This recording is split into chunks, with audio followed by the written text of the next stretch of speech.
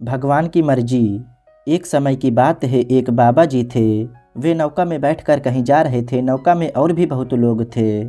संयोग से नौका बीच में बह गई। ज्यों ही वह नौका जोर से बही, मल्लाह ने कहा, अपने अपने इष्ट को याद करो, अब नौका हमारे हाथ में नहीं रही।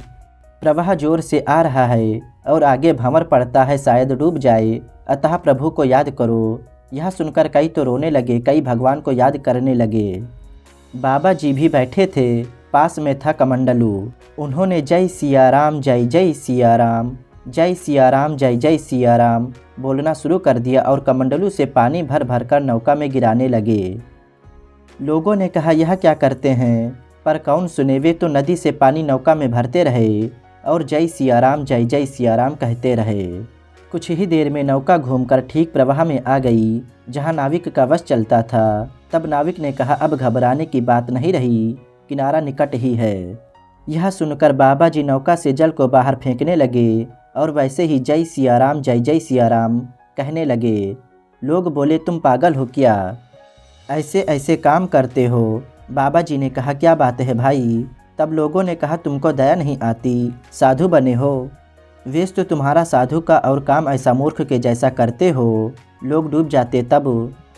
बाबा जी ने कहा, दया तो तब आती जब मैं अलग होता, मैं तो साधु ही रहा, मूर्ख का काम कैसे किया जाए। लोगों ने कहा, जब नौका बह गई तब तो तुम पानी नौका के भीतर भरने लगे और जब नौका भंवर से निकलने लगी तब पानी वापस बाहर निकालने लगे, उल्टा काम करते हो। तब बाबा जी ने कहा, हम तो उल्टा नहीं सीधा ही करते हैं, उल्टा कैसे हुआ? लोगों ने कहा, सीधा कैसे हुआ? तब बाबा जी ने कहा, सीधा ऐसे कि हम तो पूरा जानते नहीं, मैंने समझा कि भगवान को नौका डुबोनी है, उनकी ऐसी मर्जी है तो अपने भी इसमें मदद करो। और जब नौका प्रवाह से निकल गई तो समझा कि नौका तो उन्हें डुबोनी नहीं है, तब हमें तो उनकी इच्छा के अनुसार करना है। यह सोचकर पानी नौका से बाहर फेंकने लगे। साधु ही हो गए तब हमें हमारे जीने मरने से तो मतलब नहीं है, भगवान की मर्जी में मर्जी मिलाना है।